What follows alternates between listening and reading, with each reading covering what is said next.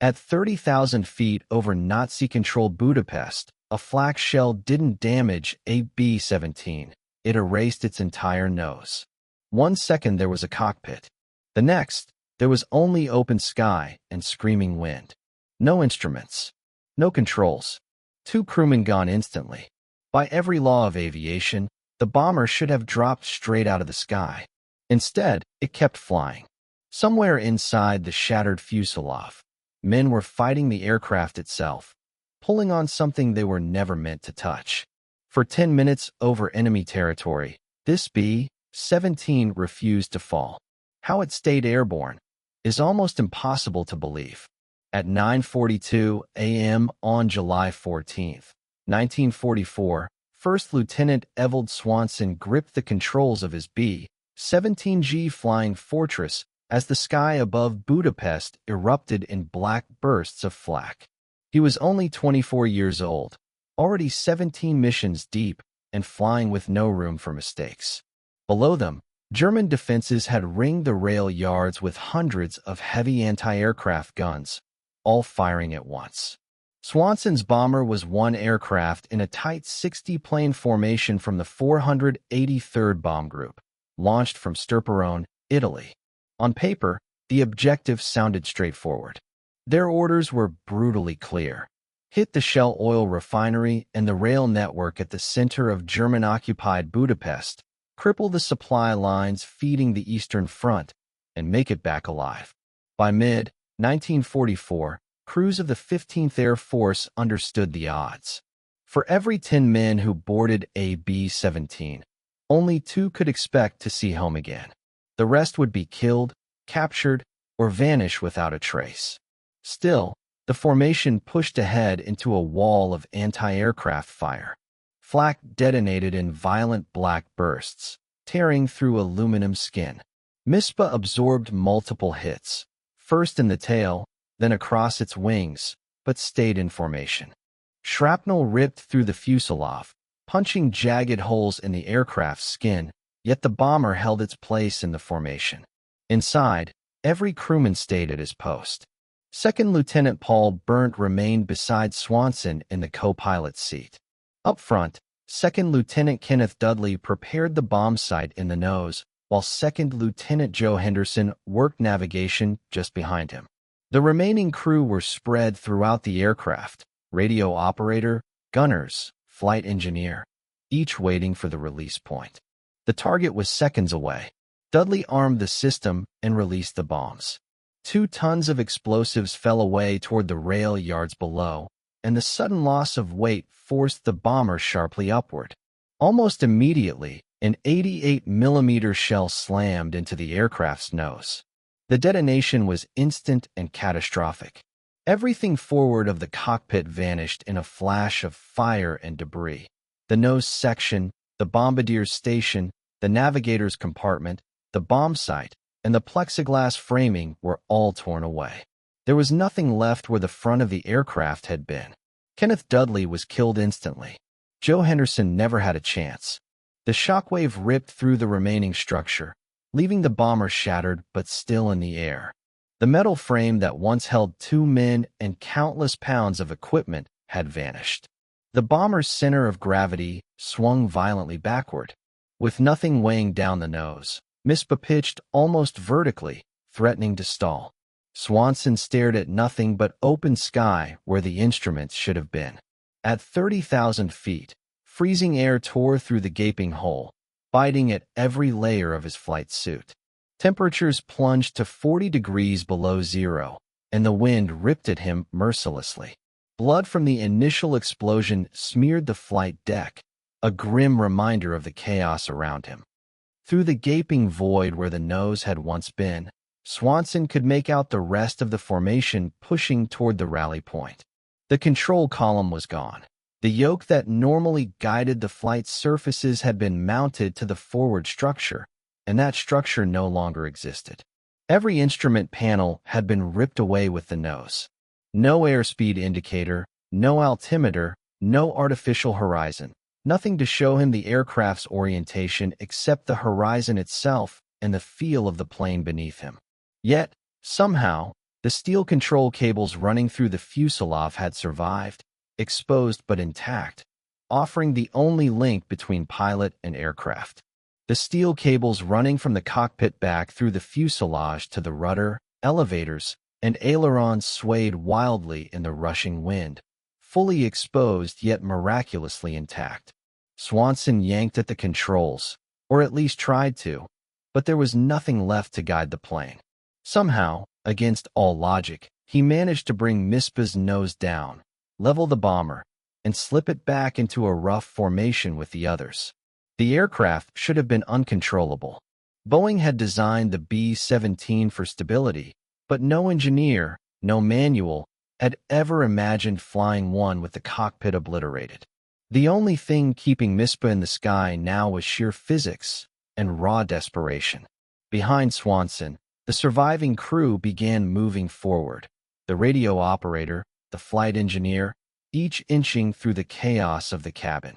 Through the bomb bay, they could see the steel control cables whipping violently in the wind. The gale ripped through the open fuselage, but the men understood instantly what had to be done. Every second counted. Every movement was critical. The fate of the bomber, and everyone still alive on board, rested entirely in their hands. Over 200 anti-aircraft guns continued to fire relentlessly. MSPA remained deep in enemy territory when another shell found its mark, striking engine number 2 at exactly 9:44 a.m. The right cyclone radial detonated in a violent spray of oil and metal, flames licking back along the inboard section of the left wing. The propeller spun uncontrollably for a few seconds before locking completely. Engine number 2 was gone. MSPA was suddenly down to 3 engines, losing speed fast, while the rest of the formation edged steadily ahead. Every moment now increased the danger of falling behind, or worse. With all cockpit instruments gone, Swanson had no way to gauge how far behind the formation they were falling. Technical Sergeant Frank Gmenzi, the flight engineer, crawled forward from the top turret, eyes widening as he assessed the situation. Steel control cables, rudder, elevator, and aileron lines stretched through the fuselage in thick bundles, each about 3/8 of an inch in diameter. Normally hidden within pulleys and reinforced panels, they were now fully exposed, whipping violently in the wind. The fragility of the bomber's controls was laid bare, and it was immediately clear, without intervention, MSPA would be lost. The wind ripped at the exposed cables, threatening to yank the bomber out of control. If no one held them steady, MSPA would spiral into disaster. Without hesitation, Staff Sergeant George Semelli advanced from the radio compartment, while Staff Sergeant Robert Bell came forward from the waist gun position. They positioned themselves in the bomb bay where the main cable runs were fully visible. There was no debate, no plan, only instinct. Someone had to keep the cable steady. Someone had to pull at exactly the right moment, giving Swanson the control he no longer possessed. The real challenge was coordination. Swanson sat in what remained of the cockpit, 40 feet ahead of the rest of the crew, while the men struggled to manage the cables in the bomb bay. The intercom was damaged, making communication nearly impossible. Swanson pressed the rudder pedals. Nothing. The pedals remained, but the cables they controlled were being torn by winds exceeding 300 miles per hour. He adjusted the throttles. Engines 1, 3, and 4 responded, at least partially. But without direct control of the flight surfaces, the B-17 threatened to veer out of formation, risking a deadly dive at any moment. Even worse, the bomber could pitch up, stall, and enter a deadly spin, guaranteeing death for everyone on board. The crew sprang into action. They wrapped sections of the exposed steel cables around their gloved hands, fighting the freezing metal that cut through their gloves. When they pulled left on the rudder cable, MSPA's nose turned left. Pull right. It turned right. The elevators responded the same way. Pull back. The nose rose. Release. It dropped. Every movement required perfect timing. Too much force, and the plane would overreact. Too little, and nothing would happen. Their survival depended entirely on precision and instinct. Too little pressure, and the aircraft wouldn't respond at all. The crew was operating blindly, unable to see what Swanson saw, unaware of the exact corrections he needed, and completely without instruments or gauges. MSPA began to lag behind the formation. The other B-17s pressed on, maintaining speed and heading southwest toward the Adriatic. Swanson's crippled bomber struggled to keep up. The missing nose created massive drag, and the loss of an engine sapped precious power. The formation wasn't slowing down, and there was no time to wait. Every second now increased the risk of being left vulnerable over enemy territory. Every passing minute over Hungary increased the threat from enemy fighters and relentless flak. Standard procedure was unforgiving. Any aircraft unable to keep pace with the formation was left behind. By 9:46 a.m., MSPA was alone. The formation was a mile ahead, then two distant dark silhouettes against the summer sky. Swanson's bomber was steadily losing altitude, first from 30,000 feet to 29,000, then 28. Through the chaos, the crew gripped and pulled the steel cables. Their hands cramped, raw from the biting cold, circulation cut off by the unforgiving metal. Still, they refused to let go. The fuel situation remained a terrifying unknown. With the instrument panel gone, all gauges obliterated, Swanson had no clue how much fuel remained in the wing tanks. He had no way to know how long 3 engines could keep them aloft, or even whether they were on the right course. Navigation normally relied on instruments, maps, and the navigator, none of which were available. The navigator had been killed over Budapest. All he could do was steer southwest, out of Hungary, over Yugoslavia, toward the Adriatic, and ultimately back to Italy. Then, from somewhere behind him, the crew in the bomb bay began waving frantically. Swanson couldn't turn around to see them, but he understood. Something was terribly wrong. The hurricane-force wind blasting through the gaping nose made any movement deadly. If Swanson unbuckled from his seat, he risked being yanked forward and out of the aircraft entirely. He remained pinned, eyes fixed on the horizon, struggling to keep the wings level. Yet the crew in the bomb bay continued frantically waving. Something was gravely wrong in the rear section, far beyond the destroyed nose, the dead engine, and the exposed control cables. Staff Sergeant Charles Tucker, the tail gunner, had felt the shock of the initial explosion, and now he sensed another danger lurking at the very end of the aircraft. The tail was the most isolated part of a B-17, a cramped compartment at the very rear of the fuselage, reachable only by crawling on hands and knees through the waist gun area. Tucker had felt the initial impact, the violent pitch, the sudden stabilization, but now something worse was happening. The tail structure itself was flexing unnaturally. The metal framework supporting the vertical and horizontal stabilizers twisted and shifted in ways no aircraft should allow. Every creak and shudder hinted at imminent structural failure, a terrifying reminder that the bomber's survival depended on both steel and sheer luck. The explosion had likely caused stress fractures somewhere along the fuselage, or perhaps shrapnel had compromised critical support beams. Either way, the tail section was starting to fail. If it came off, there would be no chance for survival. A B-17 without its tail would enter an uncontrollable spin, tumbling end over end until it disintegrated or slammed into the ground. There would be no time to bail out, no time to react. The crew in the bomb bay understood the stakes instantly. Through the exposed fuselage, they could see the tail gunner's compartment flexing and shuddering, powerless to repair it, but determined to do whatever they could to keep the plane in the air. MSPA had dropped to 26,000 feet, still descending, still veering southwest. Swanson estimated they had been flying without a cockpit for 4, maybe 5 minutes, each second stretching into an eternity. The wind roared like a hurricane, cutting through every layer of his flight suit, while his hands went numb on the throttles, the only controls left at his disposal. Engine power was all he could manipulate without the crew's help on the cables in the bomb bay. Beside him, Second Lieutenant Paul Berndt, the co-pilot, remained locked in his seat, eyes scanning the crippled aircraft for any sign of stabilization. The control column was gone. The instruments were gone. Swanson's only reference points were the wings, the engines, and the horizon as he scanned for enemy aircraft. German Messerschmitt Bf-109s and Focke-Wulf Fw-190s prowled the skies, hunting lone bombers. A crippled B-17 separated from its formation was an easy target. No supporting fire, no backup, just one battered aircraft struggling to stay airborne over hostile territory. For now, though, no fighters appeared. The Luftwaffe was either engaged elsewhere or had yet to spot MSPA. Meanwhile, the crew continued pulling the exposed cables, their coordination steadily improving with each tense adjustment.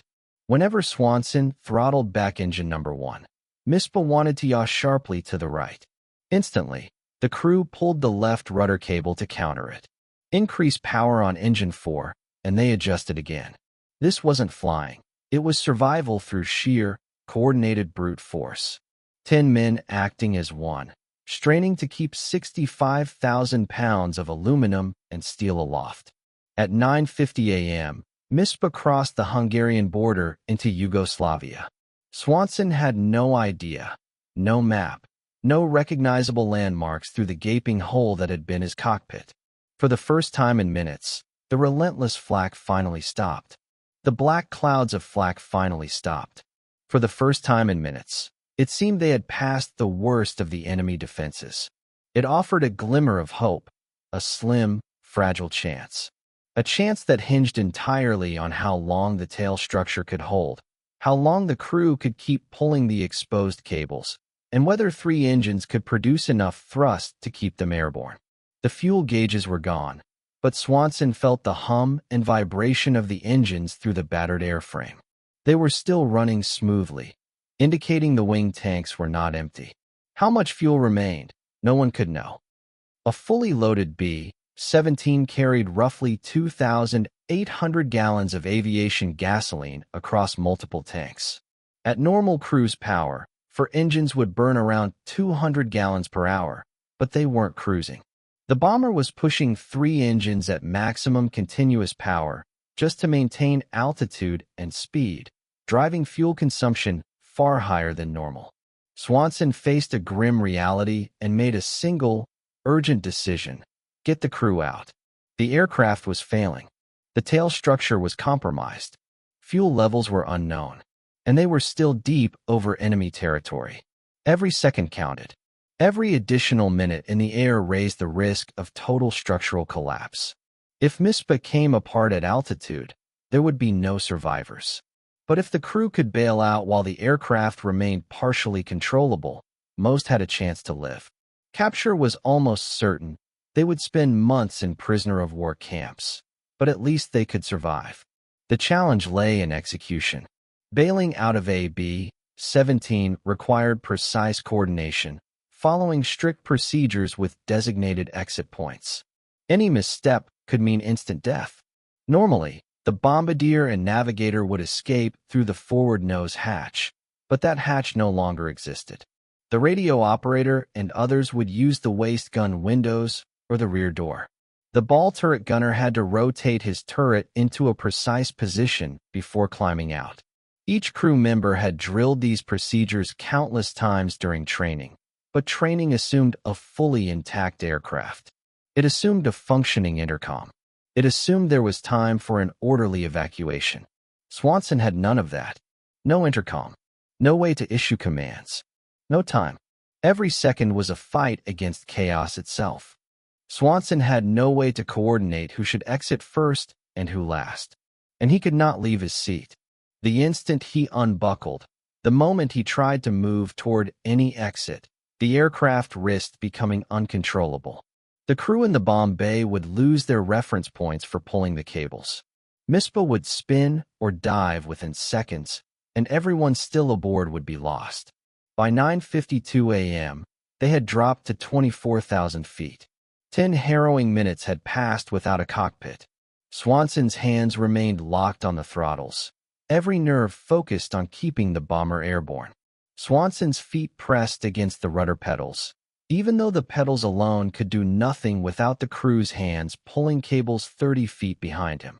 Beside him, Burnt sat frozen in the co-pilot's seat, eyes locked on the horizon, scanning the wings, watching for any hint of catastrophic failure.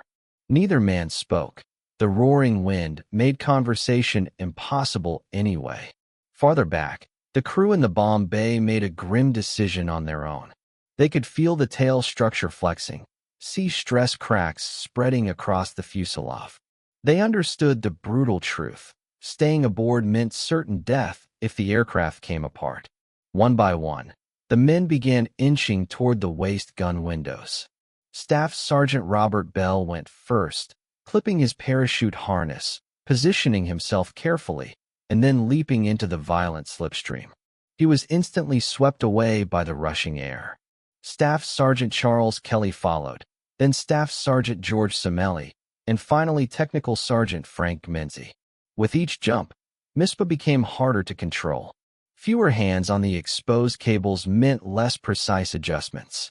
The bomber began to wallow, wings dipping left, then right, the nose pitching up slightly. Swanson fought to compensate with the throttles alone, though they were no longer enough to fully stabilize the aircraft. Swanson needed the rudder. He needed the elevators. He needed the hands on the cables, but the crew was abandoning ship. They had no choice. It was the only rational decision in a failing aircraft. Staff Sergeant Charles Tucker crawled forward from the tail gunner's position, squeezing through the cramped passage to reach the waist gun area. He emerged to find the positions where his crewmates had stood moments before now empty. The exposed control cables hung slack, lifeless without anyone gripping them. MSPA trembled violently under the strain, and Tucker knew the plane was balancing on the edge of disaster. Tucker's eyes locked on the massive gaping hole where the nose had once been, 40 feet ahead. He clipped on his parachute and launched into the slipstream. By 9:54 a.m., 5 men had evacuated, descending under parachute canopies over Yugoslavia. 5 would be captured by German forces within hours, but 5 had survived the day. That left 5 men still aboard MSPA. Swanson at the pilot's seat, Burnt in the co-pilots, and 3 others yet to reach the exit points. The bomber trembled beneath them, every second a test of nerves, skill, and sheer luck. At 22,000 feet, MSPA continued its steady descent, barely controllable, the tail structure teetering on the brink of catastrophic failure. The remaining crew moved toward the exits with grim determination. Staff Sergeant Paul Hish, the waist gunner, slipped through the window opening, his parachute deploying perfectly. Seconds later, Staff Sergeant Robert Tucker followed, leaving only 3 men aboard. Swanson at the pilot's seat, Burnt in the co-pilots, and 1 final crew member crawling forward from a rear position. Every moment counted. The aircraft was literally unraveling beneath them, and the margin for error had vanished. MSPA shuddered violently, increasingly unstable. With nearly no hands left on the control cables, the bomber responded only to engine power and its inherent aerodynamic stability, a design meant for normal flight, not for flying without a nose or with a failing tail. At 9:56 a.m., the last crew member reached the waist gun area, clipped in, and plunged into the slipstream. Suddenly, only Swanson and Burnt remained, 2 men alone in the shattered remains of a B-17 flying fortress at 20,000 feet over Yugoslavia. The aircraft trembled beneath them, every second a fight against gravity and fate. The bomber continued its slow descent. 3 engines still roared, but MSPA was no longer truly controllable, barely clinging to the sky through residual stability and the lift the wings could still produce. With no crew left to manage the cables, precise control was impossible. Swanson turned slightly, locking eyes with Burnt. No words were exchanged. The wind would have drowned them out anyway. But the message was unmistakable. Burnt needed to jump. Every second was a race against the failing aircraft, every decision a gamble with life itself. There was no reason for the co-pilot to stay aboard. He had no controls, no role left to play. Remaining any longer meant certain death when the aircraft finally gave way or crashed. The only rational choice was to bail out while altitude remained high enough to deploy a parachute safely. Bernd unbuckled his harness and rose from the co-pilot's seat, moving cautiously toward the rear of the flight deck to reach the waist-gun exit. Before stepping into the slipstream, he cast one final glance at Swanson, a silent acknowledgement of the harrowing ordeal they had survived so far. Swanson remained locked in the pilot's seat, hands gripping the throttles, eyes fixed on the horizon, fighting to keep the dying bomber as steady as possible. Behind him, Bernd crawled through the narrow passage and moved aft. 30 seconds later, he jumped into the slipstream. Swanson was now completely alone, one man in a 65,000-pound bomber at 19,000 feet.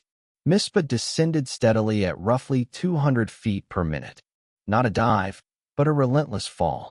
The three remaining engines produced just enough thrust to maintain forward speed, but altitude was slipping away.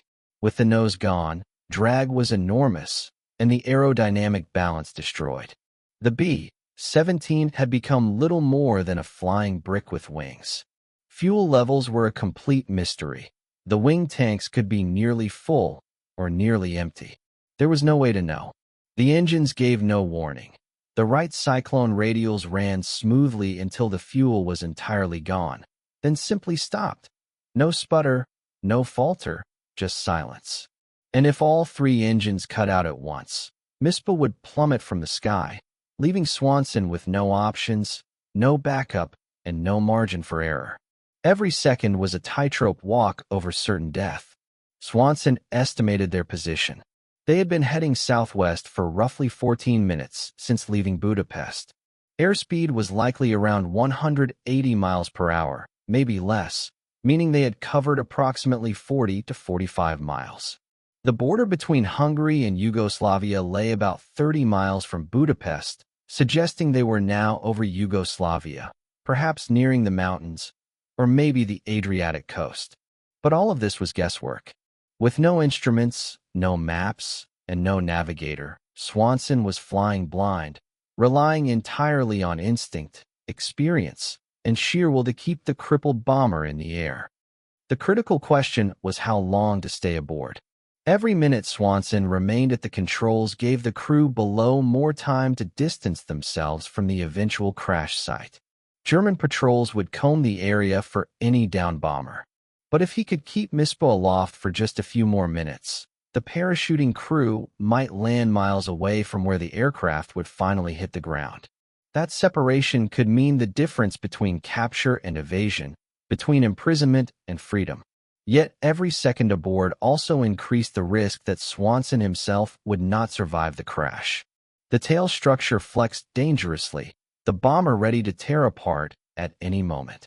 When Swanson finally chose to bail out, he would have to unbuckle, stand, navigate through the wrecked aircraft, and jump, while MSPA teetered uncontrollably, possibly on the edge of a deadly spin. At 9:58 a.m., he made his decision. He would stay with the aircraft for 2 more minutes, giving the crew below extra distance from the crash site and a better chance at survival.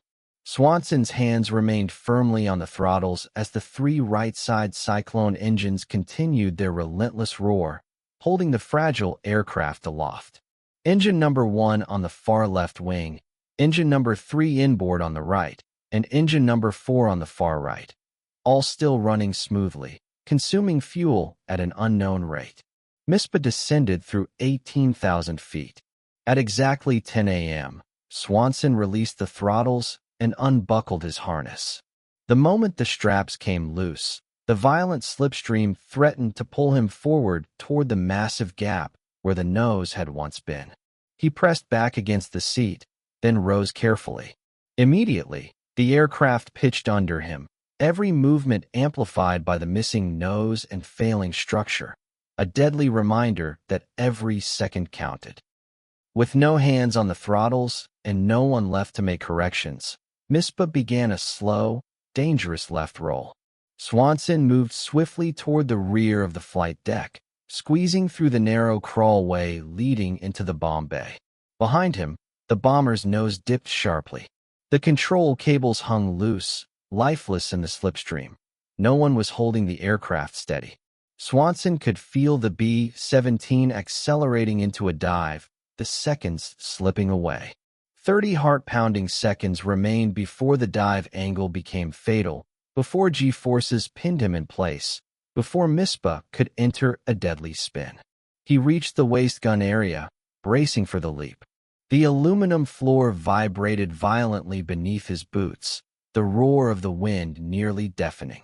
Swanson grabbed his parachute pack from the storage rack, clipped it securely to his harness, and edged toward the window opening. MSPA was now in a steep dive, not vertical, but enough to force him to brace against the fuselage to stay upright. He positioned himself at the waist gun window, eyes on the Yugoslav countryside 17,000 feet below, and leapt. The slipstream hit like a solid wall, throwing him sideways, spinning him violently as he plunged into open air, every second a test of nerve and survival. The B-17 streaked past, engines still roaring, already 200 feet ahead and plummeting faster. Swanson yanked the ripcord. The parachute snapped open with a violent jerk, knocking the air from his lungs. Then came relative silence. The engine roar faded as MSPA continued its downward spiral. Swanson watched in tense disbelief. The tail section was still attached, but barely. The entire rear fuselage flexed and twisted like a reed in a storm. At 15,000 feet, the tail finally tore away, sending the bomber into an uncontrollable, catastrophic descent. The B-17's forward section pitched sharply nose down, almost vertical. It plummeted for 8 seconds before disappearing into a line of trees 2 miles away. Moments later, a column of black smoke erupted. The fuel tanks had ignited on impact. Nothing survived that crash. No one could have. Had Swanson remained aboard even 30 more seconds, he would have been killed instantly. His parachute slowed his descent, carrying him southwest on the prevailing wind. Below stretched the Yugoslav landscape, scattered farms, dense forests, tiny villages. Somewhere beneath, German occupation forces waited, unaware that one lone American airman had just survived the impossible. Somewhere below, his crew members who had jumped minutes earlier drifted toward the ground. Somewhere below lay the harsh reality. His war was over. He was about to become a prisoner of war. The terrain surged upward faster than expected. Swanson spotted trees and attempted to steer the parachute toward an open field, but the canopy wasn't built for precision maneuvering. Now, the trees loomed directly beneath him. At roughly 15 miles per hour, he collided with the upper branches. Limbs snapped under impact, and the parachute canopy caught, jolting him violently, twisting him awkwardly, each second a battle between survival and injury. Swanson crashed through the dense foliage, slamming into a thick branch on his left side. A sickening snap echoed through his leg. Somewhere between the knee and ankle, the bone had broken cleanly. Pain surged like lightning through his nervous system. He fell another 10 feet, coming to rest tangled in parachute lines and shattered branches, 15 feet above the ground. Blood streamed down his leg. His flight suit was ripped and shredded, exposing deep lacerations across his left thigh where branches had torn through fabric and skin. His leg was bent at an unnatural angle, every movement sending waves of agony through his body. He couldn't move his leg, couldn't bear weight, couldn't climb down from the tree.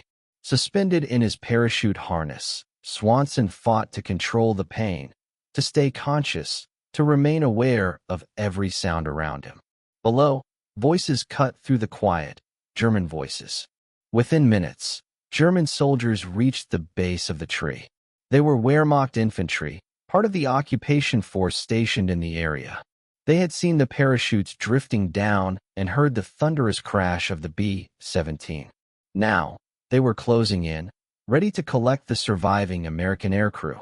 Swanson hung motionless in his harness, 15 feet above the ground, trapped and powerless. A soldier called up to him, but there was no response. The men quickly discussed how to bring him down safely. Spotting a ladder from a nearby farm, 2 soldiers climbed up, carefully cutting the parachute lines.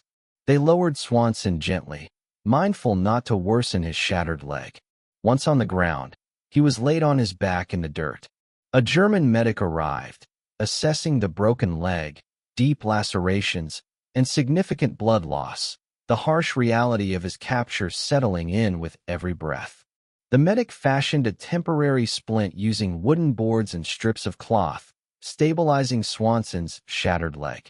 Morphine from the medical kit was injected, and almost immediately, the searing pain dulled to a distant throb. The medic wrapped the deep lacerations carefully, checking for other injuries. Ribs appeared intact, no signs of head trauma, no detectable internal bleeding. The focus was clear, the leg. Without proper medical care, infection could set in, and the bone might never heal correctly. Yet, in this isolated forest clearing, with only limited supplies, the medic had done everything possible to keep Swanson alive. The Germans transported Swanson to a local command post, then moved him to a Wehrmacht medical facility. A German doctor examined the broken leg, confirmed the fracture, and carefully set the bone. Despite the morphine, the procedure was excruciating. Swanson passed out twice from the pain. When he regained consciousness, his leg was encased in a plaster cast stretching from ankle to hip. Through an interpreter, the doctor explained that the fracture was clean. The bone would heal, but Swanson would face months of recovery, unable to walk normally. Each step a reminder of the chaos and danger he had survived.